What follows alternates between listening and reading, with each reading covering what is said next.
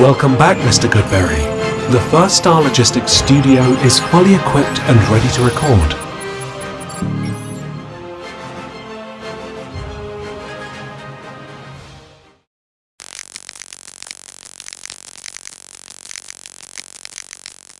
The Cincinnati Bengals enter Week 18 with not a lot to play for.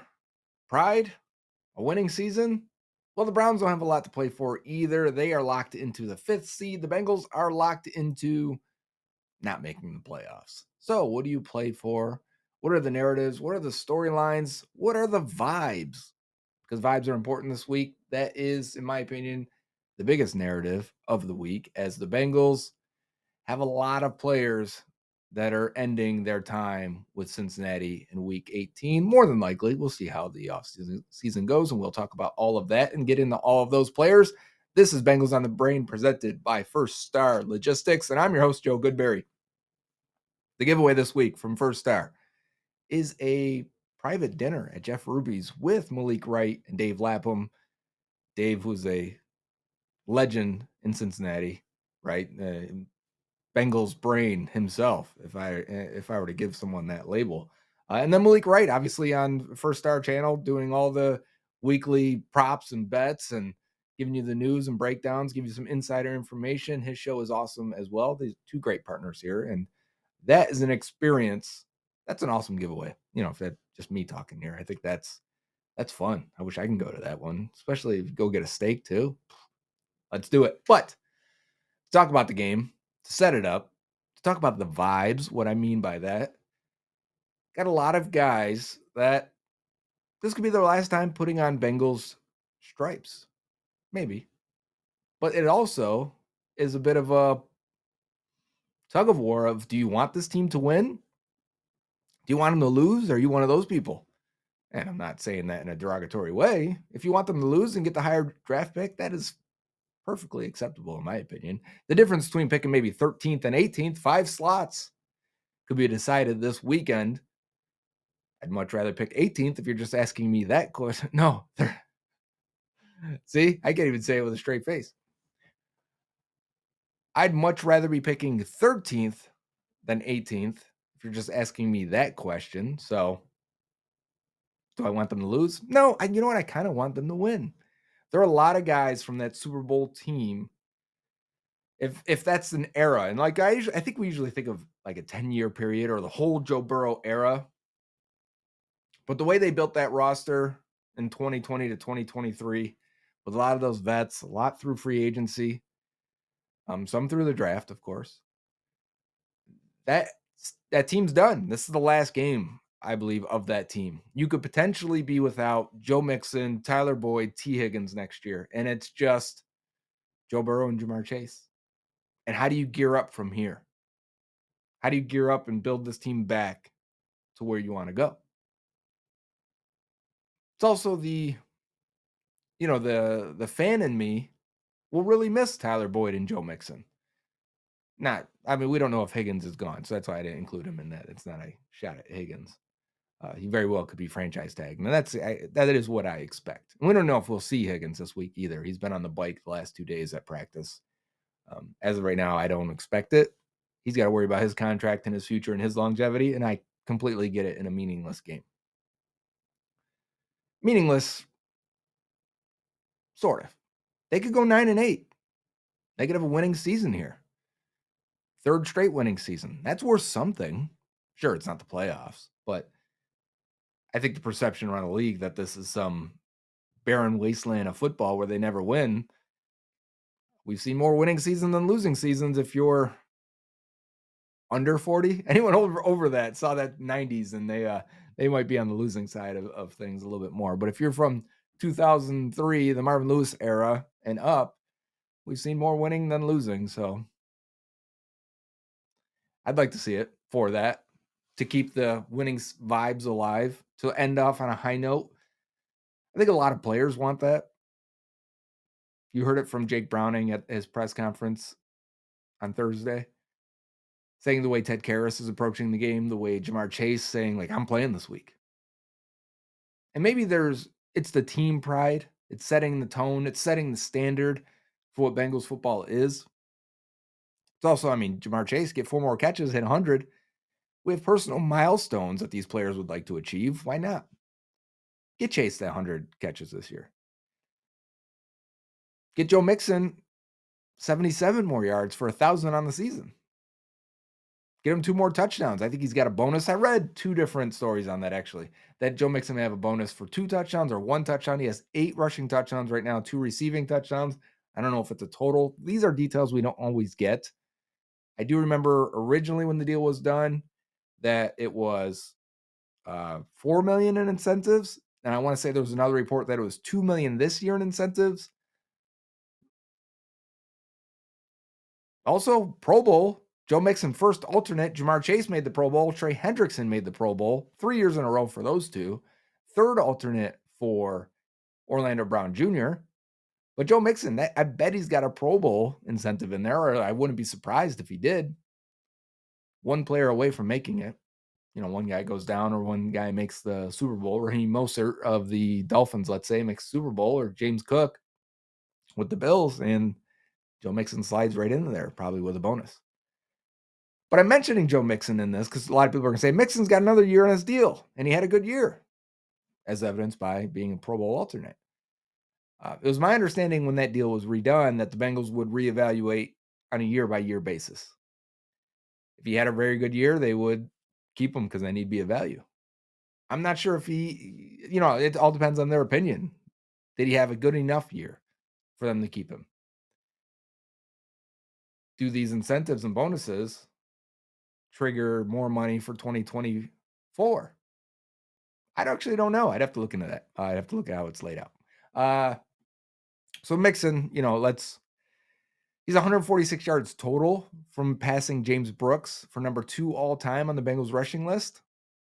That's worth something. Do you want to get him a big game like that, or do you want to mix in Chase Brown a little bit more? I want to see Chase Brown. I want to see Chase Brown get 15 touches if we could. That'd be nice. Bengals got almost 30 touches total from the running backs last week. You could do it. You could give Mixon his 77 yards and touchdown or 2 touchdowns, whatever he needs to hit that bonus. Plus giving Chase Brown a healthy load to really see what he can do, because it's also about the future. It's about the investment. I wonder how much that stuff does infiltrate the meaningless games at the end of the year. Like, does Duke Tobin and Mike Brown and the personnel people approach Zach Taylor? Does Zach Taylor understand it? And they say, hey, we need to see these young guys. We need to see Charlie Jones. We need to see Andre Yosivach. We need to see Joseph Osai, because we haven't seen Joseph Osai enough this year. And I looked at this on Twitter also. Looked at last year's defensive end snaps, this year's defensive end snaps to see the breakdown. Because remember, they played 16 games last year. They played 16 now at this point. And it was 2,200 snaps, just about. Osai lost about 150. Cam Sample Cam Sample lost 60 snaps. So those snaps total went to Myles Murphy. So that may be more of indicative of how they felt about Murphy and his development and the investment they needed to make, rather than how much they felt about Osai, because Inarumo talked about Osai the other day. It didn't seem like he was down on him, called him a young player. He is still 23. Talk about how they need him healthy for next year. And there probably is a lot of that. So I'd like to see him. I'd like to see him play a whole bunch. We could be without Akeem Davis-Gaither and Marcus Bailey. I didn't mention them. For the future. Those guys are also free agents. They've been great special teams players at the very least. At the very least, those are 2 of their best special teams players. DJ Reader, obviously hurt right now. Chidobe Awuzie. Are they going to start Awuzie? They gave DJ Turner 7 snaps last week against the Chiefs. Flip that again. I'd like to see Awuzie finish off. He was fun. He was a good player for the Bengals. He had his best season in the NFL with Cincinnati. The Super Bowl year, 2021. But I still want to see DJ Turner. And maybe we see Awuzie back. Maybe he goes out there in free agency and there's not much out there for him. And they bring him back. Jonah Williams, the way he was talking in the locker room, talking to reporters, it makes sense that they would let him walk. He's still young. He's got he's 4 years of starting experience. He stayed healthy this year. this is as hot as this iron's going to be. They need to strike it and get a biggest deal they can possibly get out there with the most guaranteed money. I just don't see him coming back because I think the tag will be used on T. Higgins, which leaves um, Jonah and the Bengals negotiating. I don't think it'll happen. I think that'll just be. And then that brings me to Tyler Boyd. I think he's the face of this end of an era, of this saying goodbye game, but also, I mean, that's the fan side of me is saying goodbye to good players, and it sucks. It stinks. I don't like it. But then the analyst side of me seeing like, do you have an opportunity to get faster, quicker at the slot, or more dynamic at running back, or bigger and more athletic at right tackle, or get a better pass rusher at D tackle? You know, all these things that could happen.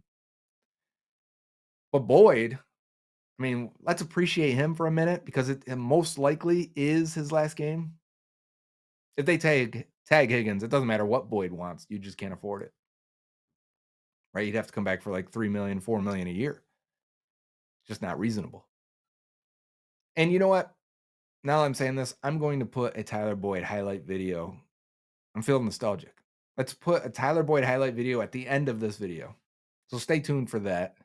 These are all clips that I've recorded enough and made enough highlights of Boyd on Twitter at Joe Goodberry that I can put them all together and make it one video. So let's do that. At the end of the video, we'll run a Tyler Boyd. Put a little Boys to Men over it. But 120 games for Boyd, same amount as Carl Pickens. I didn't think that. I actually would have said Boyd more. I'm surprised Pickens played that many. 512 catches, fourth most in Bengals history. Fourth most. He has passed Houshmandzadeh in catches and yards now. 6,000 yards with his next catch, more than likely. He's just under. He'll surpass 6,000 receiving yards. That is the seventh Bengals wide receiver to do it. It's been a good time. Tyler Boyd has been a good player for the Bengals. Second round pick out of Pitt. Super young when he came out. Didn't test very well. So when we get to draft season and we're talking about this stuff, if you're super young, I can overlook some athleticism limitations, but it's probably why he also stayed in the slot for the vast majority of his career. Always seemed to like, after that second year, remember he went in the doghouse for a little bit, and then that was the end where he had the Ravens killer play at the end and killed their season in week 17. 4th and 13 from Andy Dalton. But ever since then, he seemed like to always have the right attitude, the right mindset, team captain, team player type of guy, and just found a way to consistently get open and make tough catches. A lot of third down, fourth down conversions for Tyler Boyd. Just a tough player, good player. You know, passing Houshmandzadeh, I think, made me realize it. Because to me, if you're in my age range, let's say, what would you have to be? 35 to 45? You may think of Houshmandzadeh like that was the slot guy. And for Boyd to surpass him, very interesting. Good career. But also probably time to move on and get faster in that position. The way that Chiefs played them, I mean, it was so evident. If you don't watch Bengals on the Brain on Tuesday with a film breakdown, I may have sounded harsh to the weapons that were out there. It was mostly just a reflection of the game and losing that. But, you know, Boyd just couldn't get open one-on-one, not in the way he used to. And he's still only 28, I think. So he's got years left. He's going to play. Watch him go to the Steelers, be their slot guy, go back to Pitt. Why not? It wouldn't scare me. I mean, Mike Hilton versus Tyler Boyd would be a great time. That's fun to watch in camp if you ever go down there and watch those two go at it, which we may never get to see again. But yeah, end of an era, end of that Super Bowl team. I mean, Jonah Williams was the only starting offensive lineman on that Super Bowl team still remaining. He was their best lineman that year, no doubt. I mean, it wasn't saying much. The line was not good. But they'll need a right tackle. That means, do you spend a little bit in free agency and get one? You know, get a guy that's just okay, a Riley Reef type, and then spend a first round pick on it. First round, or any rookie linemen usually perform at best what Jonah gave you this year. So you'll take that. It'll be much cheaper other than the replacement cost of a first round pick. DJ Reader being 30, being injured again.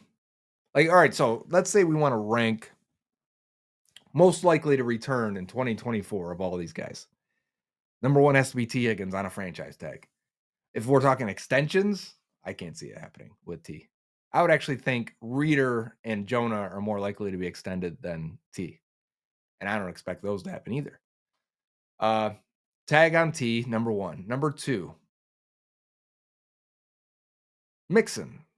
I know he's under contract, but I do think that's a position they want to get different at. I won't say better. They want to be different. I think they want more juice, want more athleticism, want more of a full rotation. I think it's easier when you don't have one guy making $9 million, $8 million, whatever it was. And the other guy's not a fifth round pick, right? It's easier when you have equals back there that you can mix and match. And I think they would like to get to a situation like that, spend a little bit less there, but be a little bit more dynamic if possible. So Mixon number two, though, because I think he's played well enough that if they say, hey, $8 million next year, we'll just keep it. We'll eat it because they do have a dead cap hit if they do cut him. So really the difference of what you save is only the difference between the two. So I could see him keeping Mixon. So I'm going to put him number two is most likely to be here. Reader, number three. Because I do think with the injury and his age, and he's only played 60-something% of the snaps throughout his career with the Bengals. I think it's less. I think it's 50-something%. I'm going off memory here. With the Bengals, we talked about this a couple weeks ago when Reader went down. I flashed it on the screen. But giving him an opportunity to rehab in a place he knows, where you know him, you know what to expect. He's the leader of one of the leaders of the team. You can find common ground there. I'm going to put him in number three. Number four, Jonah. Maybe there's common ground. Maybe he goes out there and teams don't like it, and he takes a Bengals type deal and stays for 3 years. Let's say 40 million, 45 even, 15 million a year. I could see it. Should be Woozier next after that. Am I forgetting anyone? Game Davis Gaither and Marcus Bailey, Tyler Boyd. I mean, yeah, I could see one of those linebackers definitely, maybe even both coming back if nothing's out there. But you're paying a lot at linebacker at that point. I think they need some fresh blood in that room at linebacker.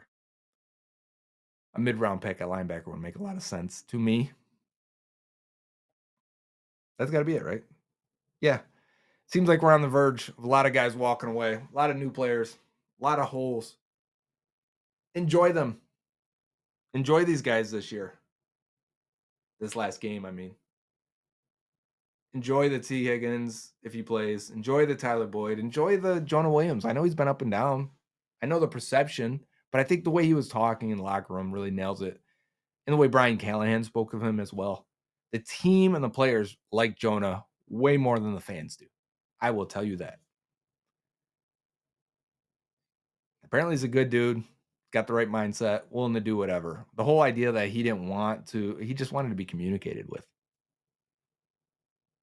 And to be honest with you, Orlando Brown wasn't, based on the data, wasn't that much different than Jonah at left tackle last year. Jonah gave up, or I should say, was charged with many more sacks. Orlando was charged with many more pressures this year. So, but like PFF grades, pretty much the same. Awuzie, Reader, those are the other guys. Just want to make sure I mention them because as a fan of the team, we had great times with these players. But the era is over. I see it also as an opportunity. Let me fix my seat here. As an opportunity to get better, to get different. Better is always hard because you never know. Like I probably said this when they lost Jesse Bates and Von Bell. They have the opportunity to get better, but really is different to get faster with Dax Hill, to get younger, more versatile with all of these guys. And it didn't equate to being better. I mean, categorically worse. We'll see how the future goes. Maybe this was an investment year. You got to, make some deposits before you can cash out. And it looks like we needed that. And speaking of that, now that I think about it, that's a good way to talk about this game, this week 18 game. Time to make some investments, even if you win. So if you're a person here, so here's how you split the two. I want them to win because I like winning and I want them to finish a winning season and a win in the AFC North. I'm with it. I want the highest pick possible. I'm with it. Here's how we can split it. They win, but they play all these young guys. They play Chase Brown. They play Andre Yosivas and Charlie Jones. Can we get a deep ball to both guys today? Charlie Jones, averaging 3 yards a catch. Andre Yosivas, 8. It's ridiculous. What are they, fullbacks? Come on. Throw the ball downfield. Let them make a play. Let me see Osai rush. Let me see Cam Sample rush. Let me see Miles Murphy rush all day long. Like, Hubbard doesn't need to be out there. Let these guys all play that position. DJ Turner, let them start. Play all the young guys, and if you still win, great. Let's go for it. Because, that's quality development. If you can give me 40 snaps for Charlie Jones, 40 snaps for Andre Yosivas, let's go. That's huge. These guys have only still played like 75 snaps this year. It's not enough. You can give them half of their snaps. You can give them 60% of their snaps in one game right here. Go for it. Do it. That's what I want to see. I want to see them go out and fight like it matters. Set the tone, set the standard for Bengals football. Go out there. Beat the Browns because they're the Browns. But play the young guys. Make an investment in your future. Make the deposits into these young guys so that you can cash out when it's time next season. And we'll get into the offseason much more. Let's enjoy this last one. Let's roll with it. Let's see how it goes, and then we'll review the tape. Maybe we'll even, when we review the tape, maybe we'll focus on Boyd, if Higgins, if he plays, Jonah, Joe Mixon, Chidobe Awuzie, all the guys that could potentially, be our last time seeing what they offer. Plus, it helps set the tone for our free agency and set what we're looking for if we want to bring these guys back or not basing it all on one game, but part of the puzzle and part of the formula to see if it'll work, if we want to keep these guys or not. So this has been Bengals on the Brain. I'm Joe Goodberry. The show is brought to you by First Star Logistics. Make sure you get into those giveaways, especially this last one here. It's an experience that you won't be able to get anywhere else. And let's play the Tyler Boyd hits, the highlights I put together from my clips on Twitter over the years now.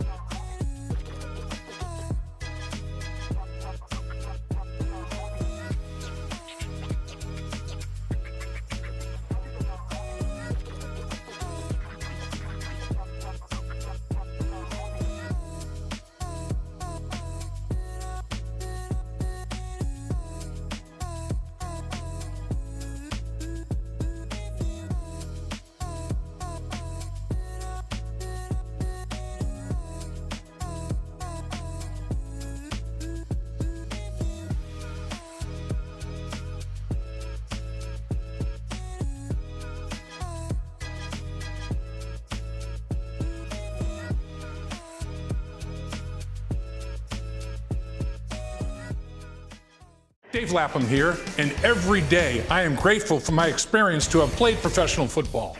As a player, I realized self-motivation, leadership, and appreciating your teammates are key. At First Star Logistics, you can use those same attributes to create the life you want for you and your family. Build your future by working hard like I did. You'll see results both on and off the field. Call First Star Logistics today and be part of our winning team. Opportunity knocking.